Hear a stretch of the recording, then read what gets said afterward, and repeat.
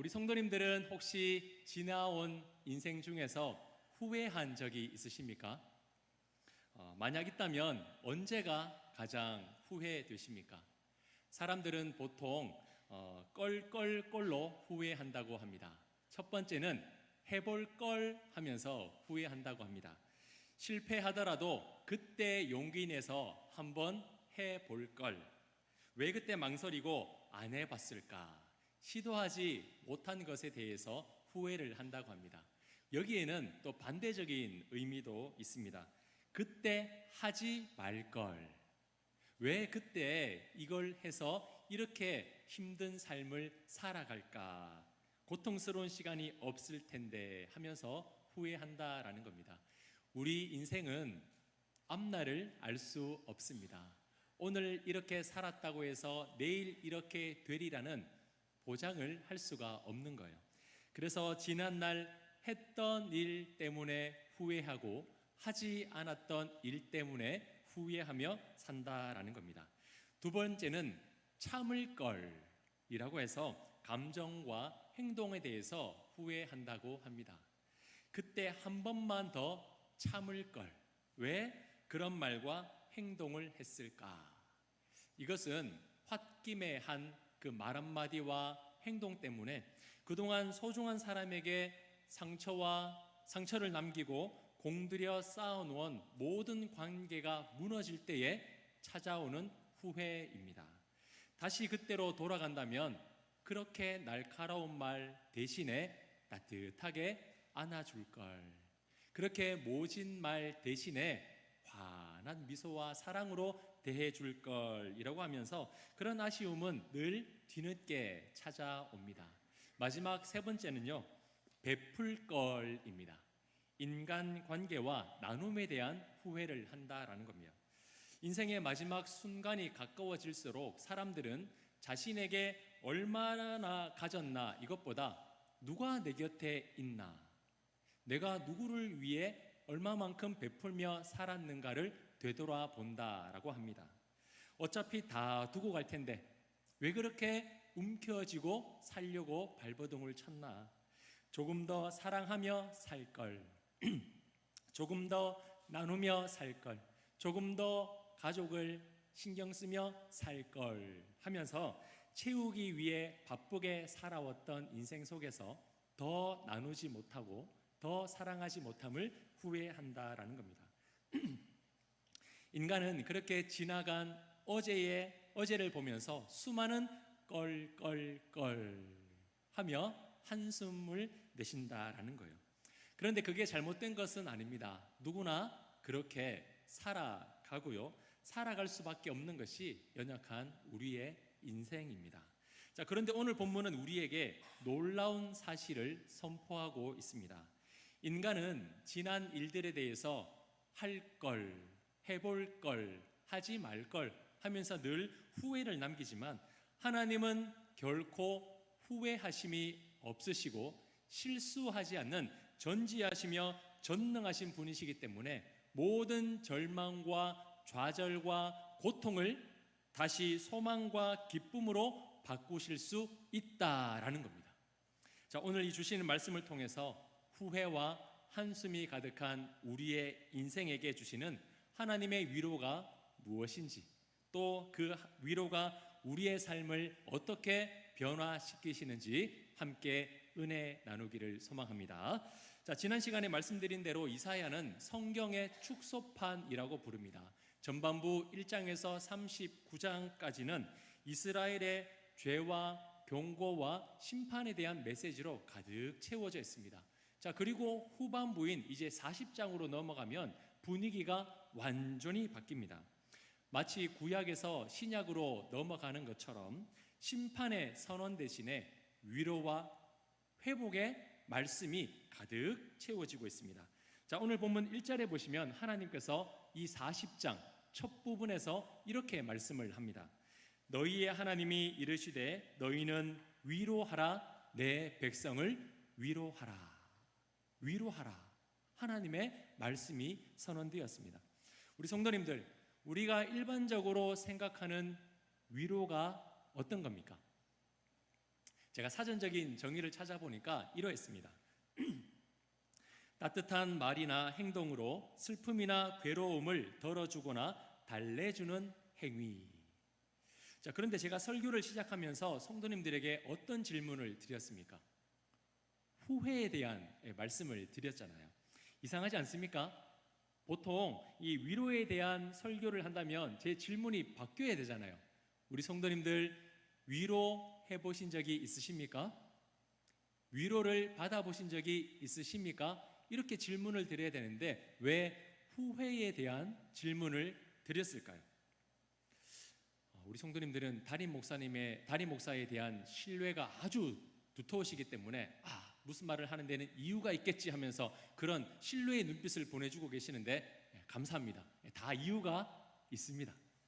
제가 그렇게 말씀드린 이유가 있는데요, 1절에서 말씀하고 있는 이 위로라는 말씀은 우리가 생각하는 그런 사전적인 정의가 아니라 그보다 더 훨씬 깊은 영적인 의미를 가지고 있기 때문입니다. 자, 본문에서 사용된 이 위로는요, 히브리어로 나함이라는 단어입니다. 나함. 자, 이 단어는 몇 가지 의미가 있는데요, 불쌍히 여기다, 숨을 크게 내쉬다, 후회하다, 거기서 하나 덧붙이면 뜻을 돌이키다라는 다양한 뜻이 있습니다. 자, 그 중에서도 이 기본적으로 이 단어에는요, 상대방을 향한 긍휼의 마음이 있습니다. 사랑하는 마음, 애잔하게 느끼는 마음, 자비로움, 그것이 바로 이 단어에 기본적으로 비어 있는 거거든요. 그래서 하나님은 한 번도 아니고 두 번이나 연속해서 내 백성을 위로하라 라고 말씀하셨습니다. 성경에서 같은 명령어가 두 번이나 연속해서 사용되면 어떤 뜻이라고요? 굉장히 중요한 뜻이고, 더 이상 지체하지 말고 지금 속히, 지금 당장 그 일을 행하라는 강력한 의지와 그리고 강조를 할 때 표현하는 겁니다. 위로해라, 위로해라. 그만큼 하나님께서 이 말씀을 굉장히 소중하게 생각하신다라는 거예요. 자, 그리고 이 나함에는요, 깊은 숨을 내쉬다라는 뜻이 있습니다. 후 하면서. 자, 사람이 갑자기 이 큰 충격이나 고통을 당하게 되면 어떤 일이 일어납니까? 가슴이 답답해지잖아요. 심장이 쪼여오는 것 같은 그런 답답함을 느끼지 않습니까? 그래서 주먹으로 가슴을 막 쿵쿵 하면서 치잖아요. 어휴. 자, 그런 슬픔과 고통으로 숨이 막혀 있는 이스라엘 백성들에게 하나님이 지금 무엇을 선언하십니까? 내가 너희의 그 막힌 숨통을 다시 트이게 할 것이다. 너희의 그 답답한 숨소리를 내가 다시 후 하고 내쉬게 할 것이다 라고 말씀을 하시는 거예요. 이것은 하나님께서 그 선언하시는 위로죠. 다시 숨을 쉬게 할 거다. 그 고통의 한숨이 끊어지게 할 거다라는 겁니다. 자, 그리고 나아면은 또 하나의 중요한 의미가 있는데요, 후회하다라는 겁니다. 후회하다. 또 다른 말로는 뜻을 돌이키다라는 거예요. 자, 여기에서 오해하면 안 되는 것이 하나님께서도 우리처럼 지난 날에 대해서 실수하시고 후회를 하실까요? 그때는 이게 맞는 것 같았는데 시간이 지나 보니까 아이고 아니었네, 미안하다, 실수했다. 하나님이 그렇게 실수하는 분이실까요? 절대 그렇지 않습니다. 하나님은 결코 실수하지 않으시는 전지하시며 전능하신 분이십니다. 우리의 인생과는 다른 거예요. 그래서 성경에서 말씀하시는 이 하나님의 후회라는 뜻은요, 실수가 아니라 마침내 심판의 기간이 다 끝나고 난 뒤에 긍휼과 회복의 때로 들어가는 하나님의 새로운 작정하심, 새로운 회복하심이 바로 이 위로라는 단어입니다. 자, 조금 더 이해를 돕기 위해서 성경 한 구절을 다 같이 한번 볼 텐데요, 역대상 21장 15절에 이렇게 말씀하고 있습니다. 같이 한 목소리로 읽겠습니다. 하나님이 예루살렘을 멸하러 천사를 보내셨더니 천사가 멸하려 할 때에 여호와께서 보시고 이 재앙 내림을 뉘우치사 멸하는 천사에게 이르시되 족하다, 이제는 내 손을 거두라 하시니. 자, 여기에서 뉘우치다라는 단어가 바로 나함입니다. 나함. 보통 뉘우치다는 반성할 때 쓰는 거죠. 지난날의 일들을 후회하면서 반성하는 게 뉘우치는 건데 여기에서 의미도 또 다릅니다. 자, 이 말씀의 배경은 다윗이 하나님께서 명령하시지 않은 인구조사를 하게 되죠. 하나님이 이를 기뻐하지 않으셨어요. 그래서 이 일에 대한 심판을 내리시는데 몇 가지 중에 다윗이 3일간의 전염병을 선택합니다. 그 일로 인해서 3일 동안 이스라엘 백성들 7만 명이 하나님의 심판을 받아 죽게 되거든요. 자, 하나님이 이 재앙 내리심을 뉘우치셨다. 그 말은 하나님이 이 재앙 내리셨다는 것을 아이고 실수다, 내가 이만큼 죽을 줄 몰랐네, 잘못했다, 그런 후회일까요? 아니라는 거예요. 여기에서 이 하나님의 뉘우침이라는 것은 하나님의 예정하신 심판이 그대로 다 진행되었습니다. 심판이 임했습니다. 그리고 그 기한이 끝나자 이제는 진노와 심판을 멈추고 하나님의 새로운 긍휼과 회복이 시작되겠다라는 하나님의 돌이키신 뜻을 나타내는 단어입니다. 그래서 뉘우치셨다는 것은 심판이 끝나고 다시 새로운 하나님의 작정하심이 시작된다라는 의미가 되는 겁니다. 자, 그래서 그런 의미에서 1절의 이 위로라는 단어는요, 그냥 힘내, 아프지, 괴롭지 하며 토닥토닥 거려주는 그런 감정과 괴로움을 덜어주는 위로가 아니라는 거예요. 이제 진노의 때가 끝났다. 진노의 때는 끝나고 회복의 때가 다시 시작될 것이다. 내가 다시 너희를 숨쉬게 하겠다라는 그런 하나님의 새로운 작정하심과 회복이 바로 오늘 이 1절에 나오는 위로라는 단어가 주는 의미입니다. 자, 이 단어, 이 일을 우리는 한 단어로 요약하면 무엇일까요? 슬픔과 고통의 눈물이 그치고 하면서 숨통이 트여질 정도로 기쁜 소식이 들려지는 것, 이것을 우리는 한 단어로 뭐라고 합니까? 바로 복음이죠. 복음. 기쁜 소식. 숨이 트여지는 것처럼 와, 내가 이제 살겠다, 내가 이제 살아나겠다는 그런 기쁜 소식, 이것을 우리는 복음이라고 말합니다. 자, 그렇다면 우리에게 전해진 이 기쁜 소식, 복음은 무엇일까요? 자, 2절 말씀을 우리 한 목소리로 함께 읽겠습니다. 너희는 예루살렘의 마음에 닿도록 말하며 그것에게 외치라. 그 노역의 때가 끝났고 그 죄악이 사함을 받았느니라. 그의 모든 죄로 말미암아 여호와의 손에서 벌을 배나 받았느니라 할지니라 하시니라. 아멘. 저는 오늘 이 2절 말씀을 묵상하는데 하나님이 그의 백성들을 얼마나 사랑하시는지 그 애절한 사랑의 마음이 그대로 다 느껴졌습니다. 자, 2절에 마음에 닿도록 말하며, 마음에 닿도록 말하며. 자, 이전 성경에는 이렇게 번역이 되어 있습니다. 정다이 예루살렘에 말하며. 자, 이 앞부분에서는 막 심판이었어요. 정죄였습니다. 회개였습니다. 그런데 그런 분위기와는 반대로 세상 다정한 목소리로 정다이, 부드럽게 사랑의 마음을 담아서 전하라는 거죠. 자, 그런데 이 말씀은요, 부드럽게 말해라, 다정스럽게 말해라, 그 메시지를 전하는 감정과 분위기에 포커스가 맞춰져 있는 게 아니에요. 자, 무슨 말이냐면 이 진짜 핵심은 따로 있습니다. 오늘 이 개역 개정이 조금 더 이 원뜻에 가깝게 이제 번역이 되어 있는데요, 마음에 닿도록 말해라. 여러분, 마음이 어디입니까? 마음은 레브라는 단어로 그 중심 가장 깊은 곳입니다. 사람으로 말하면 이 내면의 마음, 누구에게도 들키지 않은 나만이 알고 있는 깊은 내면, 그곳이 바로 이 레브, 중심, 마음이거든요. 하나님께서 이 말씀을 들려주시는데 어디까지 닿도록 말하라는 거예요? 사람의 가장 깊숙하게 있는 그 중심에게까지 이 소리가 전해지도록 하라라는 거죠. 자, 우리 성도님들, 위로받아 보셨습니까? 고개를 끄덕이는 성도님들이 계시는데 어떨 때 내가 진짜 위로받는다는 느낌이 드세요?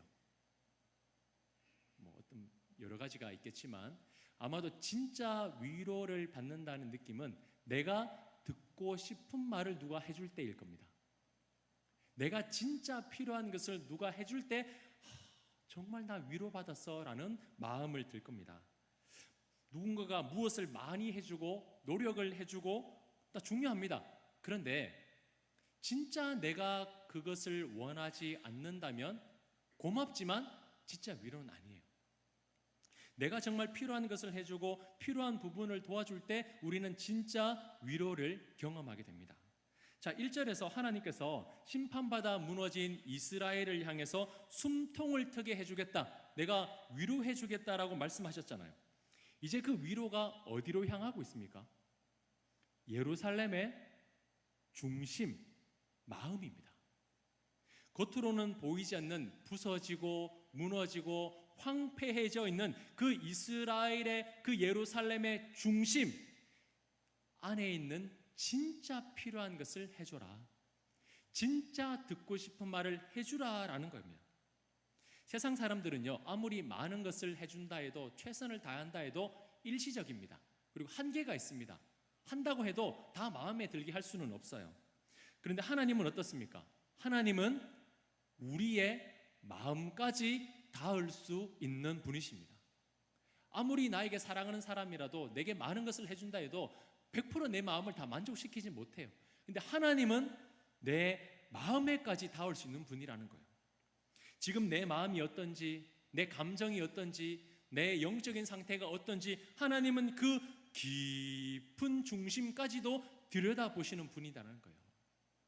그렇기 때문에 저는 오늘 기대하고 소망합니다. 오늘의 이 예배가, 들려지는 이 말씀이 귀로만 듣고 끝나는 것이 아니라 하나님의 말씀이 우리 모든 성도님들에게 중심 깊숙하게까지 닿아서 우리 성도님들의 영혼이 그렇게 듣고 싶어 했던 말씀, 그렇게 받고 싶어 했던 하나님의 은혜와 사랑을 받아 돌아가시는 귀한 예배가 되기를 간절히 소망합니다.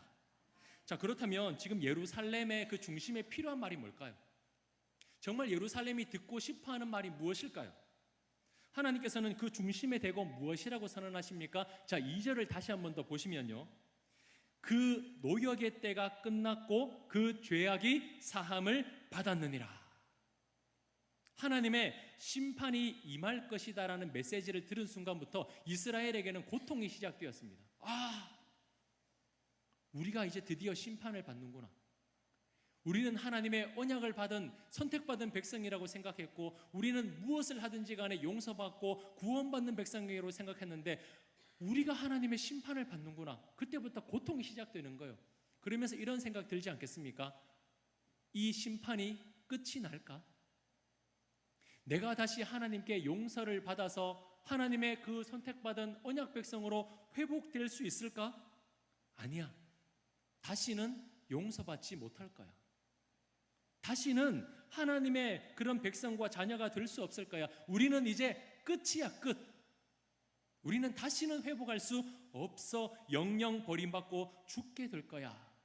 그런 두려움이 이스라엘 백성들 안에 있었을 겁니다. 그런 걱정과 두려움에 사로잡혀 있는 이스라엘 백성들에게 하나님이 지금 무엇이라고 말씀하십니까? 두려워하지 마라. 심판이 있을 것이나 너희는 다시 숨을 쉬게 될 것이다. 그 전쟁과 같은 기간은 결국 끝날 것이며, 그때가 되면 나는 너희들이 과거에 지은 그 죄를 다시는 기억하지 아니할 것이며 생각하지도 않을 거다. 그만하면 충분하다. 충분하게 생각할 거니까 두려워하지 마라. 너희의 죄가 다 용서받을 것이다. 절대로 끝날 수 없을 것 같은 그 고통의 노역이 끝나고 그 무엇을 해도 갚을 수 없고 취소될 수 없을 것 같은 이 끔찍한 죄가 하나님의 은혜로 다 용서받고 사함을 받게 된다라는 겁니다. 이것이 바로 하나님께서 그들의 백성들에게 들려주신 기쁜 소식이죠. 복음입니다. 복음. 죽었다, 끝이다 라고 말하는 그들에게 아니야, 너희는 다시 살아날 거야. 너희는 다시 시작할 거야. 하나님이 그 기쁜 소식을 들려주시는 거죠. 사랑하는 성도님들, 세상은 위로를 말하지만 내면을 바꿀 수는 없습니다. 우리에게 잠깐의 웃음을 줄 수는 있지만 우리의 영혼을 살릴 수는 없습니다. 그래서 사탄은 계속해서 우리를 정죄하고 고발합니다. 과거의 실패를 계속해서 생각나게 하고요. 넘어졌던 죄를 계속해서 들추어냅니다. 그러면서 이렇게 말합니다. 너는 끝났다고. 다시 회복 안 된다고. 다시 일어설 수 없고 사랑받을 수 없을 거라고 그렇게 거짓말로 속삭입니다. 그렇게 우리를 넘어지게 하죠. 그러나 하나님은 그런 사탄의 속삭임에 넘어가지 말고 하나님의 말씀 앞에 집중하라고 하십니다. 너희의 죄값이 충분히 다 치러졌고 더 이상 남아있지 않다. 끝이다, 끝. 새로운 시작이 너희들 앞에 펼쳐질 것이다. 하나님은 우리에게 새로운 시작을 말씀해주고 계시는 겁니다. 자, 그렇다면 이 기쁜 소식이 어떻게 완성될 수 있을까요? 하나님이 약속하셨잖아요. 숨을 쉬게 해줄까요? 다시 시작하게 해줄까요? 그러면 언제 이 일이 이루어진다라는 겁니까? 자, 3절 말씀 함께 읽겠습니다. 시작. 외치는 자의 소리여 이르되 너희는 광야에서 여호와의 길을 예비하라. 사막에서 우리 하나님의 대로를 평탄하게 하라. 아멘.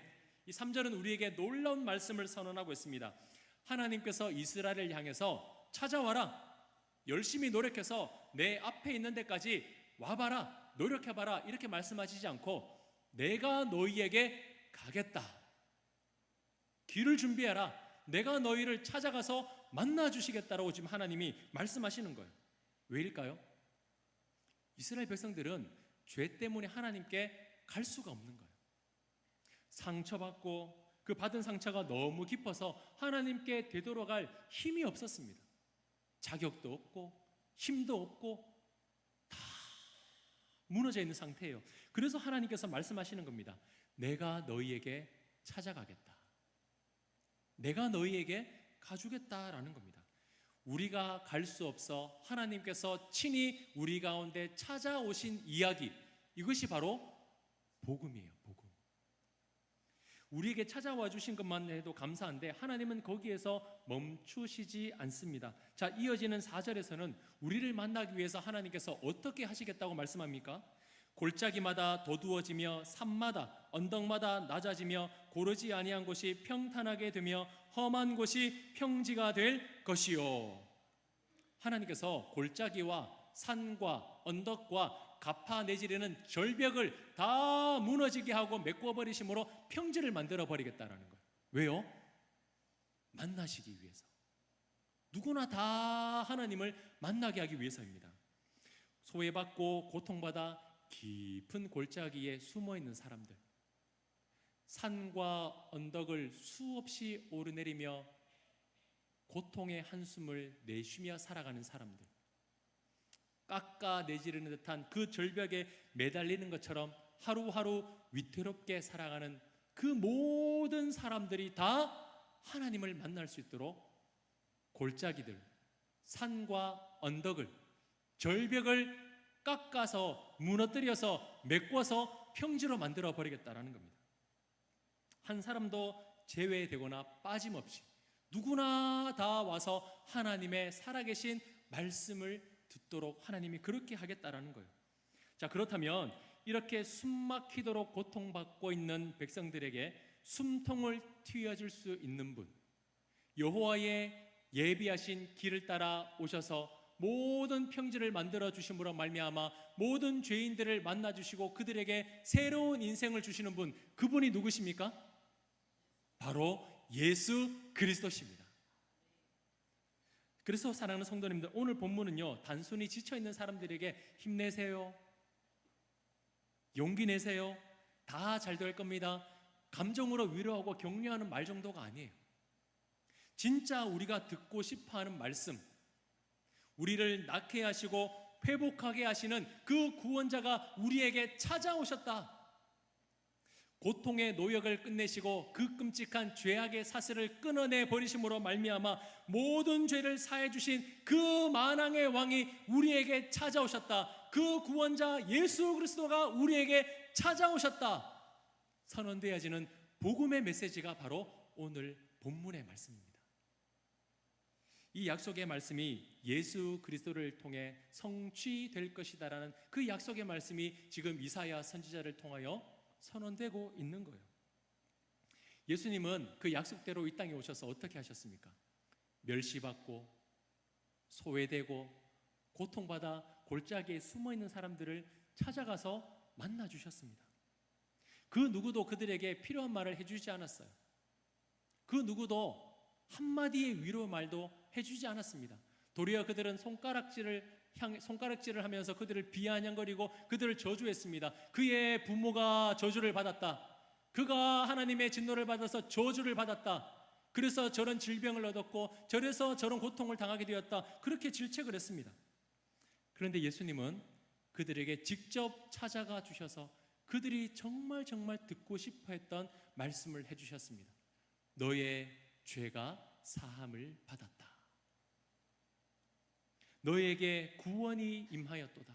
내가 하나님의 자녀가 되었도다. 그들의 구멍나고 상처난 마음까지 닿도록 예수님께서 말씀해 주셨습니다. 그리고 그 상처난 부위, 저주받은 그 부위를 주님께서 친히 안수하여 만져주셨습니다. 누구도 손대기도 꺼려하고 가까이 가기도 꺼려하는 그 죄인들을 향하여 주님은 친히 만져주시고 안아주셨습니다. 그 죄악의 구렁텅이에 빠져 헤어나오지 못하는 그 인생 가운데 너의 노역이 끝났다. 너의 모든 죄가 사함을 받았다. 예수님은 선언해 주셨습니다. 그 선언을 받은 자들은 어떻게 되었습니까? 그 죄사함의 선언이 일어난 자들에게는 어떤 일이 일어났나요? 자, 마지막 5절 이렇게 말씀하고 있습니다. 우리 다 같이 5절 말씀을 받들어 읽겠습니다. 시작. 여호와의 영광이 나타나고 모든 육체가 그것을 함께 보리라. 이는 여호와의 입이 말씀하셨느니라. 아멘. 그동안 죄 때문에 가려졌던 하나님의 영광을 다시 보게 되며 그동안 붙잡고 있던 모든 장애물들이 예수 그리스도의 이름 앞에서 떠나가게 되고 무너지는 하나님의 영광을 맛보게 되었습니다. 자, 이것을 잘 보여주는 말씀이 사도행전 3장 6절에서 8절 말씀에 기록되어 있어요. 자, 우리 다 같이 한 목소리로 읽어보겠습니다. 시작. 베드로가 이르되 은과 금은 내게 없거니와 내게 있는 이것을 내게 주노니 나사렛 예수 그리스도의 이름으로 일어나 걸으라 하고 오른손으로 잡아 일으키니 발과 발목이 곧 힘을 얻고 뛰어서서 걸으며 그들과 함께 성전으로 들어가면서 걷기도 하고 뛰기도 하며 하나님을 찬송하니. 아멘. 이것이 바로 복음이 만들어내는 기적입니다. 저는 이 말씀을 읽을 때마다 막 심장이 두근거려요. 그리고 오늘 이 말씀에 기록된 하나님의 위로하심과 회복하심이 오늘 이 자리 가운데 나타나기를 소망합니다. 일어나기를 소망합니다. 우리 인생 가운데 펼쳐지기를 소망합니다. 사도행전 3장에 나와 있던 이 미문 앞에 앉아 있는 사람은 어떤 사람이었습니까? 태어나면서부터 한 번도 걸어보지 못한 사람이었습니다. 숨이 막힌 인생 아닌가요? 숨 한 번 제대로 쉬지 못한 인생이었습니다. 모든 사람이 그를 향해 손가락질했습니다. 그의 부모가 저주를 받았다. 그가 저주를 받았다. 저 불쌍한 인생, 저 괴로운 인생. 성전에 드날 때마다 그 미문 앞에 앉아있는 안진뱅이에게 동전 하나 던져주면서 그들은 그렇게 그를 위로를 했습니다. 그렇게 평생을 미문 앞에 앉아 구걸하는 인생으로 살고 있었습니다. 자, 어느 때처럼 그 안진뱅이는요 성전 문 앞에 앉아 있었습니다. 그리고 그 문 안으로 들어가는 베드로와 야고보를 보았습니다. 그리고 그날도 이 배고픔을 이겨낼 수 있는 동전 하나, 구걸하는 손을 내밀었습니다. 그런데 그날은 달랐어요. 베드로와 요한이 그를 주목하여 봅니다. 그리고 그를 향하여 외칩니다. 나사렛 예수의 이름으로 일어나 걸으라. 예수의 이름으로 일어나 걸으라.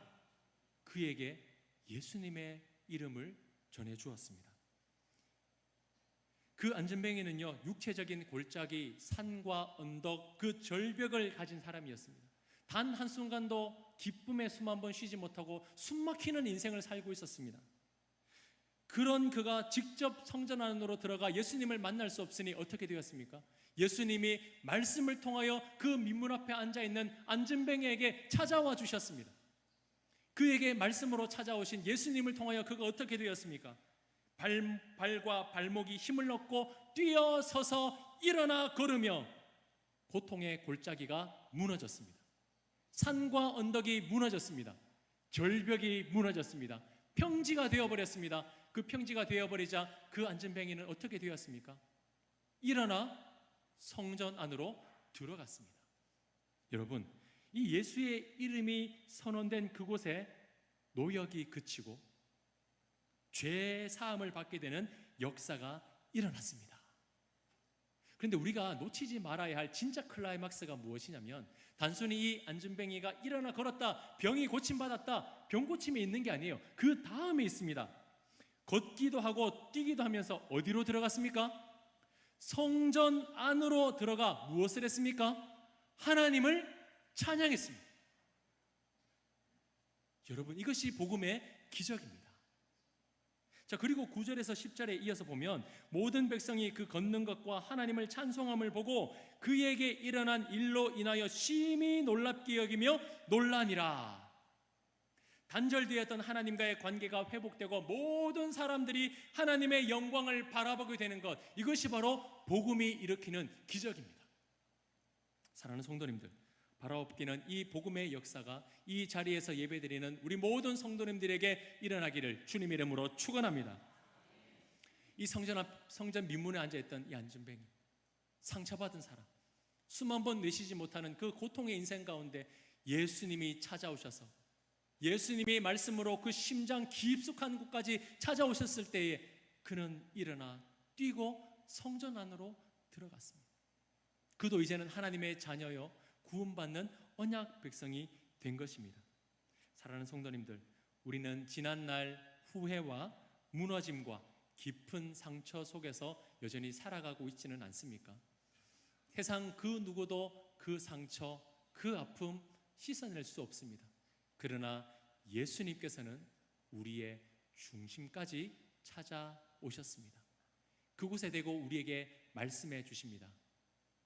모든 노역의 때가 끝났다. 너는 이제 죄 사함을 받았다. 내가 십자가의 죽음으로 너는 나음을 받았고, 내가 채찍에 맞아 찢기고 피를 흘림으로 너는 생명을 얻게 되었다. 우리에게 선언해 주셨습니다. 우리는 이 약속을 기다리는 사람이 아닙니다. 이 약속의 말씀이 성취된 시대를 살아가는 사람입니다. 그리하여 사랑하는 성도님들, 이번 한 주 살아가실 때에 우리의 마음 깊은 곳까지 닿아주시는 그 하나님, 그 예수님의 생명의 말씀을 통하여 심장이 다시 뛰고 막혀진 숨이 다시 쉬게 되는 하나님의 회복의 역사가 일어나시기를 주님의 이름으로 축복합니다. 그리하여 다시 뛰기도 하고 다시 걷기도 하면서 영광의 하나님을 찬양하며 모든 사람들에게 살아계신 하나님의 영광을 나타내는 믿음의 통로가 되시기를 주님의 이름으로 축원합니다. 축원합니다.